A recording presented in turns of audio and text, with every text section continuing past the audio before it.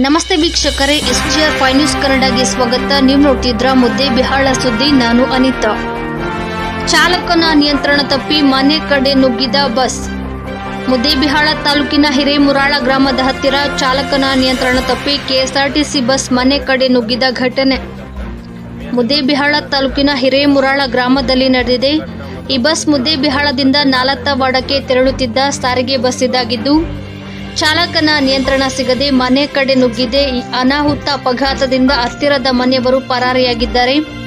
Bus ಡಿಕ್ಕಿ ಹೊಡೆದ ರಭಸಕ್ಕೆ ಗಿಡ ಮರಗಳು ನೆಲಕ್ಕುರುಳಿವೆ. ವರದಿ ಪರಶುರಾಮ್ ಚಲವಾದಿ, SGR 5 ನ್ಯೂಸ್ ಕನ್ನಡ, ಮುದ್ದೇಬಿಹಾಳ.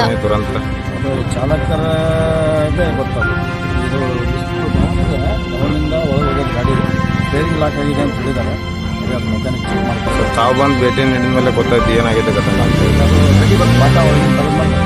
ಇನ್ನು ಏನೋ ಕ್ಲಿಯರಿಟಿ ಏನಾಗಿದೆ ಅಂತ ಗೊತ್ತಿಲ್ಲ.